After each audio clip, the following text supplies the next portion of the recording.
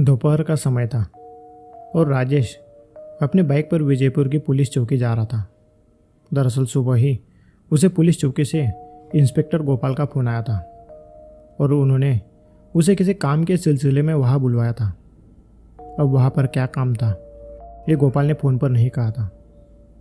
राजेश इससे पहले कभी भी गोपाल से नहीं मिला था और ना ही वो उसे जानता था, लेकिन फ़ोन पर बातें करते हुए उसे ऐसा ज़रूर महसूस हुआ कि गोपाल उसे अच्छे से जानता है। अब उसे पुलिस चौकी बुलाया था, इस बात से वो थोड़ा परेशान ज़रूर था और उसे परेशानी में तकरीबन 1 घंटे बाद राजेश पुलिस चौकी पहुंच गया। वो अंदर गया और उसने इंस्पेक्टर गोपाल के बारे में पूछा। गोपाल तकरीबन 40 के आसपास का ऊंचा लंबा व्यक्ति था। गठीला शरीर, लंबा चेहरा और डाई किए हुए बालों वाले उस व्यक्ति ने राजेश को देखते ही पहचान लिया। आप राजेश जी हैं ना? नमस्कार, मेरा नाम गोपाल है। आइए अंदर केबिन में बैठ के बात करते हैं। गोपाल काफ़ी जल्दबाजी में राजेश को केबिन के अंदर ले गया। माफ़ करना राजेश जी, दरअसल काम मेरा था तो इस हिसाब से मुझे आपके पास आना चाहिए था, लेकिन मैं जो आपको बात बताने वाला हूँ वो शायद मैं यहाँ आपको अच्छे से समझा सकता हूँ, क्योंकि यहाँ मेरे पास रिकॉर्ड है, इसलिए मैंने आपको यहाँ बुलवाया। जी इसमें कोई बात नहीं। राजेश अभी भी असमंजस में था। फिर गोपाल ने उसके मोबाइल के अंदर एक वीडियो चालू किया। वो काफ़ी अंधेरे में किया हुआ वीडियो था, जिस वजह से साफ साफ कुछ भी दिखाई नहीं दे रहा था, लेकिन किसी के चिल्लाने की काफ़ी ज़ोरों से आवाज़ आ रही थी। वीडियो के अंदर का व्यक्ति काफ़ी डरा हुआ था और वो अपने आप को बचाने की बार बार बात दोहरा रहा था। उस वीडियो को देख राजेश को कुछ ज़्यादा समझ नहीं आया। तब गोपाल ने एक फाइल उसके सामने खोल कर रखी और फिर बोलना शुरू किया। राजेश जी, आपने जो वीडियो देखा, यह वीडियो एक राज नाम के लड़के का है, जिसकी यहाँ की बैंक में पोस्टिंग हुई थी। इस महीने की 9 तारीख यानी तकरीबन 15 दिन पहले वो रात के समय में विजयपुर आ रहा था और फिर अचानक रात के 2 बजे उसके भाई विक्रम को यह वीडियो मैसेज मिला। इस वीडियो में राज बता रहा था कि वह किसी विजयपुर की बस में बैठकर आ रहा था और वह किसी एक सुनसान जगह पर मुर्दों के बीच में फंस चुका है। उसके भाई ने जैसे ही यह मैसेज देखा, उसने तुरंत उसे काफ़ी फ़ोन किए, लेकिन राज ने फ़ोन ही नहीं उठाया। उसके बाद अगले सुबह वो यहाँ आया, अपने भाई की मिसिंग रिपोर्ट लिखवाई। हमने राज का फ़ोन ट्रेस किया और हमें उसका फ़ोन हाईवे के पास एक खंडर बने मकान के पास पड़ा मिला, लेकिन हमें वहाँ राज नहीं मिला। उसके बाद गोपाल ने उस फाइल के हर एक पेज को पलटाकर राजेश को दिखाते हुए कहा, इस फाइल में जितने भी 8-10 लोग हैं, यह सभी पिछले कुछ सालों में विजयपुर से गायब हुए लोग हैं। और इंटरेस्टिंग बात यह है कि सभी रात को ही विजयपुर आते वक्त गायब हुए। राजेश फाइल के अंदर हर एक फ़ोटो और उनके कागज़ों को निहार रहा था। उस पूरी फाइल में 8-10 अलग अलग उम्र के मर्दों की फ़ोटो थी। तो आपको मेरी मदद क्या चाहिए? राजेश ने पूछा, जिस पर गोपाल ने कहा, राजेश जी, हमें लगता है कि जो कुछ भी घटनाएं घट रही है, इसके पीछे किसी तरह की अलौकिक शक्तियाँ हैं। यह किसी तरह के भूत प्रेतों का विषय है। अगर आप ध्यान से इस वीडियो को सुनोगे तो आपको पता चलेगा कि राज मुर्दों के बारे में बात कर रहा है। राजेश भूत प्रेत पिशाच जैसी शक्तियों के बारे में काफ़ी अच्छे से ना सिर्फ जानता था, बल्कि कई बार उसने इनका सामना भी किया था और तो और लोगों को भी उनकी चुंगल से छुड़ाया था। दरअसल राजेश दामोदर का बेटा था और दामोदर विजयपुर के जाने माने तांत्रिक थे, जिस वजह से राजेश भी तंत्र विद्या में काफ़ी माहिर था। राजेश ने गोपाल से अगले दिन वहाँ जाने की बात कही, क्योंकि किसी भी भूत प्रेत की जगह जाने से पहले राजेश को काफ़ी सारी तैयारियां करनी पड़ती थी। हालांकि उसने वहाँ जाने के लिए शाम का समय चुना, क्योंकि अक्सर ऐसी शक्तियाँ सूरज ढलने पर ही दिखाई देती है। अगले दिन शाम को राजेश और गोपाल पुलिस के गाड़ी के अंदर हाईवे के किनारे बने उस खंडर जैसे मकान की ओर गए। मकान चारों ओर से बड़ी बड़ी घास से घिरा हुआ था। पास ही में एक बड़ा सा बरगद का पेड़ था और उसके आसपास घास का खुला मैदान। उस हाईवे पर दूर दूर तक और कोई भी मकान नहीं था। जैसे ही राजेश ने गाड़ी से उतरकर उस मकान की हद में पैर रखा, उसे एक अजीब सी मायूसी और मनुष्यत का एहसास हुआ। वो समझ गया कि इस घर के अंदर कुछ बुरी शक्तियाँ हैं। उसने गोपाल से कहा, गोपाल जी, इस घर के अंदर कुछ तो गड़बड़ है। शायद आपका अंदाज़ा सही है, यह किसी तरह के भूत प्रेतों का ही मामला है, क्योंकि मुझे ये महसूस हो रहा है। तो फिर अब हमें क्या करना चाहिए? मेरे हिसाब से तो अगर आप गाड़ी के अंदर ही रहे तो अच्छा है, क्योंकि मुझे यहाँ की जो भी शक्तियाँ महसूस हो रही है वो असाधारण है। तो क्या आप अंदर अकेले जाओगे? जी हाँ, मुझे इसकी आदत है। जी नहीं, मैं आपके साथ चलूँगा। ऐसी जगह पर मैं आपको अकेला नहीं छोड़ सकता। गोपाल जी, मुझे कुछ नहीं होगा। नहीं राजेश जी, मैं आपको ऐसी जगह पर अकेला हरगिज नहीं जाने दूंगा। आप पुलिस की मदद कर रहे हो, इस वजह से मैं आपको अकेला नहीं छोड़ सकता। मैं भी आपके साथ चलूँगा। गोपाल अपनी जिद पर अड़ा देख राजेश ने अपने हाथ की एक अंगूठी निकालकर उसे पहना दी और कहा, ठीक है, लेकिन याद रखना, कुछ भी हो जाए डर को अपने मन पर हावी मत होने देना। और अगर तुम्हें डर लगे और चीज़ें कंट्रोल से बाहर जाती हुई दिखाई दे तो तुरंत इस घर से दूर हो जाना। याद रखना, ऐसी ताकतों की एक सीमा होती है, उस सीमा के बाहर वो ताकतें कमज़ोर पड़ जाती हैं। गोपाल ने हाँ में सिर हिलाया और फिर वो दोनों धीरे धीरे कर आगे बढ़ने लगे। सूरज अब ढलने की कगार पर था। बस उसकी आखिरी बची लाल रोशनी से आसमान जगमगा रहा था। पेड़ों पर बैठे पक्षियों की आवाज़ के अलावा वहाँ और कोई भी शोर नहीं था। राजेश और गोपाल उस कमर जितनी घास से रास्ता काटते हुए उस घर तक पहुँच गए। घर के टूटे दरवाजे से अंदर का थोड़ा बहुत नज़ारा दिख रहा था। राजेश वही कुछ देर तक रुका रहा और वहाँ का जायज़ा लेने लगा। उसे महसूस हो रहा था जैसे उस घर में कोई है जो उन्हें ऊपर के माले से देख रहा है। उसके बाद वो दोनों वो टूटे हुए दरवाजे से अंदर दाखिल हुए। सूरज अब पूरी तरह से डूब चुका था, इसलिए वह काफ़ी अंधेरा था। गोपाल ने 7 लाइट टॉर्च ऑन की और टॉर्च की रोशनी में उस घर की दुर्गंधी साफ साफ दिखाई दे रही थी। दीवारें पूरी तरह से काली पड़ चुकी थी। मकड़ियों के जाले हर तरफ लगे हुए थे। दीवारों का भी प्लास्टर कई जगह से झड़ चुका था। फर्श भी अपनी जगह से उचड़ चुकी थी और हर तरफ मिट्टी और कचरा फैला हुआ था। राजेश को वहाँ उन दोनों के अलावा कई सारे लोग होने का आभास हो रहा था। हालांकि वह किसी तरह की कोई आवाज़ नहीं थी। खामोशी इस कदर थी जैसे हवा को भी वहाँ बहने की इजाज़त ना हो। राजेश टॉर्च की रोशनी में कमरे को निहार रहा था। तभी उसे महसूस हुआ कि उसके आगे के कमरे में कोई उन्हें चिप चिप कर देख रहा हो। राजेश उस कमरे की ओर बढ़ा और फिर उसे वहाँ एक दरवाज़ा दिखा जो तहखाने की ओर जा रहा था। उस तहखाने को देख राजेश को एक काफ़ी शक्तिशाली नकारात्मक ऊर्जा का एहसास हुआ। उस ऊर्जा को महसूस कर राजेश ने गोपाल से कह दिया कि जब भी उसे अचानक से पसीना आने लगे या शरीर पर रोंगटे खड़े होने लगे, तुरंत वहाँ से चले जाना। और इतना बताने के बाद वो दोनों उस तहखाने के अंदर चले गए। तहखाना काफ़ी ज़्यादा ठंडा और उमस भरी बदबू वाला था। दीवारें चिपचिपी और काई से भरी हुई थी। गोपाल राजेश को टॉर्च दिखाता हुआ उसके पीछे चल रहा था। नीचे का तहखाना पूरी तरह से खाली था।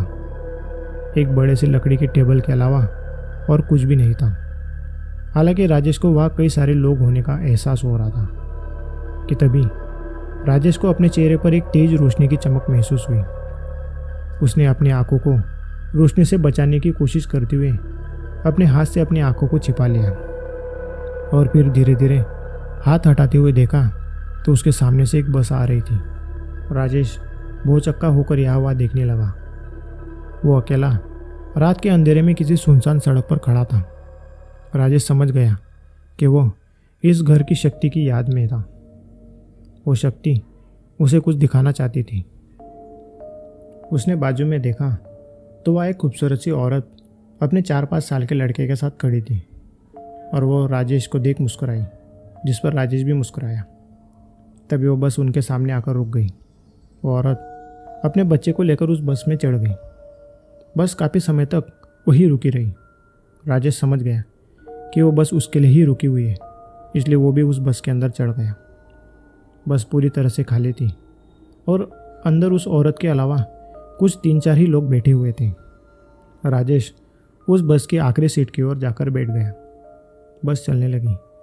वो तेज़ी से गांव से बाहर जा रही थी। बाहर आसमान में काफ़ी बादल जमा हो चुके थे और बिजलियाँ भी चमक रही थी।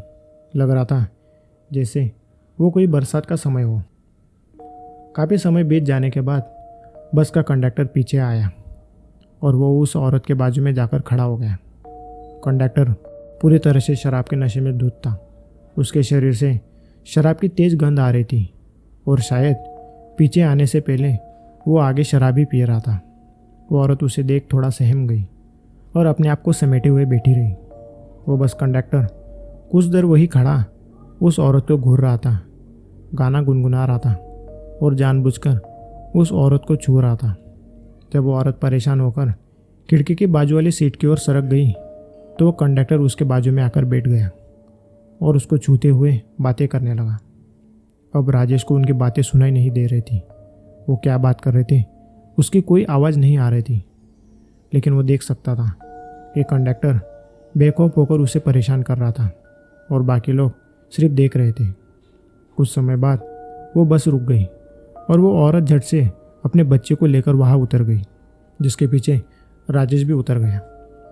वो औरत तेज़ी से चलते हुए अपने घर के अंदर दाखिल हो गई और उसने दरवाज़ा लगा लिया।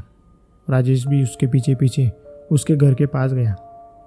उसे समझ नहीं आ रहा था कि वो अंदर कैसे जाए, लेकिन जैसे ही उसने दरवाज़ा खटखटाने के लिए अपना हाथ दरवाजे पर रखा, उसका हाथ दरवाजे से आर पार हो गया।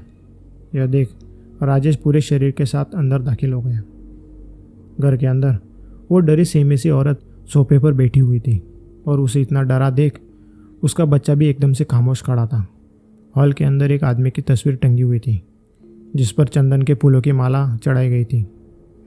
शायद से उसका पति था और शायद से उसे मरे हुए कुछ ही समय बीता हुआ था। जब थोड़ा समय बीता तो उस औरत ने अपने आप को संभालते हुए अपना चेहरा पोंछा और वो अपने काम में जुटी हुई। उसके बाद वो समय राजेश के सामने तेजी से गुजरने लगा और रात के 2:30 बजे की घड़ी की आवाज़ पर रुका। घर की सारी लाइट्स बंद हो चुकी थी। वो औरत अपने बच्चे को लेकर कमरे में सोने चली गई थी और राजेश हॉल के अंदर ही खड़ा था। बाहर तेज बारिश शुरू हो चुकी थी। बीच बीच में बिजलियों की तेज कड़कड़ाहट सुनाई दे रही थी। तभी उसे खिड़की की आवाज़ आई। उसने देखा कि खिड़की तोड़कर 2 लोग अंदर आ रहे थे। वो दोनों वही थे, एक बस का कंडक्टर और दूसरा बस का ड्राइवर। वो दोनों अंदर आकर यह हवा ताक झाँक करने लगे। उन्होंने घर की लाइट शुरू कर दी और वो एक एक कमरे को खोलकर देखने लगे। वो उस औरत को ढूंढ रहे थे। उनकी आवाज़ सुन वो औरत ऊपर के कमरे से नीचे आने लगी। तभी उस ड्राइवर ने उसे सीढ़ियों के पास देख लिया। जैसे ही उस औरत ने उन दोनों को देखा वो डर के मारे ऊपर की ओर दौड़ने लगी, लेकिन ड्राइवर ने तेज़ी से जाकर सीढ़ियों के पास जाते हुए उसका पैर पकड़ लिया और वो उसे खींचते हुए सीढ़ियों से नीचे उतारने लगा। कंडक्टर भी वहाँ आ गया। वो औरत मदद के लिए ज़ोर ज़ोर से चिल्ला रही थी, चीख रही थी, लेकिन उसका घर एक ऐसी सुनसान जगह पर था जिसके आसपास कोई मकान नहीं था, इसलिए वो दोनों बेखौफ होकर उस पर अत्याचार कर रहे थे। उसके बाद उन दोनों ने उसे सीढ़ियों से खींचते हुए नीचे फर्श पर लिटाया और उसके गले को दबाते हुए गहने। वो औरत पूरी तरह से डर चुकी थी, इसलिए उसने गहने और पैसे कहाँ रखे हुए यह सब बता दिया। ड्राइवर उस औरत की बताई जगह पर खोजबीन करने लगा और उसे कुछ गहने और पैसे भी मिल गए। वहाँ हो रहे शोर शराबे की वजह से उसका बेटा भी रोता हुआ और नीचे आ गया। तभी उस ड्राइवर ने कुछ कहा, जिसके बाद वो कंडक्टर उस औरत को खींचते हुए दूसरे कमरे में गया जहाँ तहखाने जाने का रास्ता था।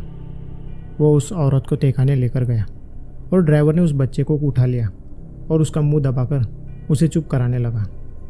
तहखाने में क्या हो रहा है ये देखने के लिए जब राजेश वहाँ जाने लगा तो अचानक से तहखाने का दरवाज़ा बंद हो गया और कोशिश करने के बाद भी वो उस दरवाजे से अंदर नहीं जा पा रहा था। शायद से अंदर इतनी घिनौनी घटना घट रही थी कि वो औरत उसे दिखाना तक नहीं चाहती थी। तहखाने के अंदर काफ़ी चीखने चिल्लाने की आवाज़ें आ रही थी।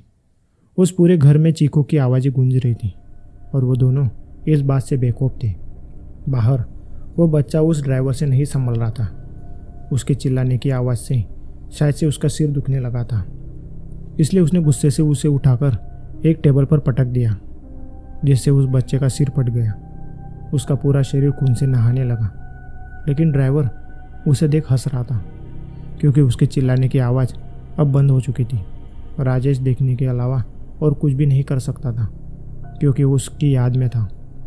कुछ समय बाद कंडक्टर बाहर आया और ड्राइवर तहखाने के अंदर गया। जब कंडक्टर बाहर आया तब वो बच्चा लगभग अधमरा हो चुका था। उसके गले से आवाज़ भी नहीं निकल रही थी और वो पानी मांग रहा था, लेकिन कंडक्टर उसे नज़रअंदाज करते हुए घर के अंदर की कीमती चीज़ों को इकट्ठा करने में लग गया। कुछ समय बाद वो ड्राइवर भी बाहर आ गया। उन दोनों ने कुछ बातें की और फिर ड्राइवर ने उस बच्चे को उठाया और तहखाने के अंदर इस कदर फेंक दिया जिससे वो कोई मृत वस्तु हो। और फिर दोनों ने तहखाने के दरवाजे की बाहर से कुंडी लगा ली। दरवाज़ा बंद होते ही वो औरत अंदर से चिल्लाने लगी, बाहर निकलने की विनती करने लगी। उसने यह तक कह दिया कि वो किसी को कुछ भी नहीं बताएंगी, सिर्फ उसे बाहर निकलने दो, क्योंकि उसका बच्चा मर रहा था। लेकिन वो दोनों हंसते हुए वहाँ से चले गए और उस घर के अंदर उस औरत की चीखें इतनी गूंजने लगी कि राजेश का सिर फटने लगा। उसके सामने अचानक से अंधेरा छाने लगा और जैसे ही उसके शरीर को एक झटका लगा, राजेश अपने सपने से बाहर आ गया। वो उसी खाली पड़े तहखाने के अंदर गोपाल के साथ था। राजेश जी, आप ठीक तो? हाँ, मैं ठीक हूँ। आपने तो मुझे डरा ही दिया था। आप एकदम से स्तब्ध हो गए थे, आपकी आंखें बंद हो गई थी। क्या हुआ था? हाँ, बाहर आइए, मैं आपको सब बताता हूँ। उसके बाद वो दोनों घर से बाहर निकलकर गाड़ी में बैठ गए। राजेश ने जो देखा वो सब गोपाल को बताया। यह तो उस औरत के साथ काफ़ी बुरा हुआ। मेरा तो ये सुन के ही खून खोल रहा है। अगर वो दोनों मेरे सामने होते तो मैं उन्हें जिंदा रहते ही उनके शरीर के टुकड़े कर देता। उस औरत ने उन्हें मार दिया है गोपाल। अब सिर्फ हमें उसे और उसके बच्चे को मुक्ति दिलवानी है। क्या तुम कुछ लोगों को लेकर कल यहाँ आ सकते हो? हमें यहाँ कुछ जगहों पर खुदाई करनी पड़ेगी। ठीक है, जैसा आप कहो। उसके बाद वो दोनों वहाँ से निकल गए। अगली सुबह राजेश और गोपाल वहाँ कुछ मज़दूरों को लेकर आए। राजेश उन मज़दूरों को एक एक कर जगह दिखाने लगा और वहाँ खुदाई कर हड्डियाँ निकालने लगा। ठेकाने की टेबल के नीचे उन्हें उस औरत और उस बच्चे की हड्डियाँ मिली और बाहर पीपल के पेड़ के नीचे अलग अलग जगहों पर कई सारी इंसानों की हड्डियाँ मिली, जिसमें से एक सड़ा गला शरीर राज का था। राजेश ने उनमें से 2 लोगों की हड्डियों को अलग कर लिया और बाकी हड्डियों को एक बड़े से बक्से के अंदर बंद कर दिया। गोपाल ने जब इसका कारण पूछा तो राजेश ने कहा, ये 2 जो कंकाल है वो ड्राइवर और कंडक्टर के हैं। इन्होंने जो बर्बरता और हैवानियत दिखाई है, इसके लिए इन्हें मरने के बाद भी क्षमा नहीं मिलनी चाहिए। इसलिए मैं इन्हें मुक्ति नहीं दिलवाना चाहता। मैं चाहता हूँ कि ये दोनों अपने पापों की सज़ा यही भुगतते रहे जब तक कि भगवान इसका न्याय नहीं कर देता। उसके बाद उन दोनों कंकालों को फिर से वही गाड़ दिया और राजेश बाकी कंकालों को विधिवत मुक्ति दिलवाने के लिए उस बक्से को वहाँ से लेकर चला गया।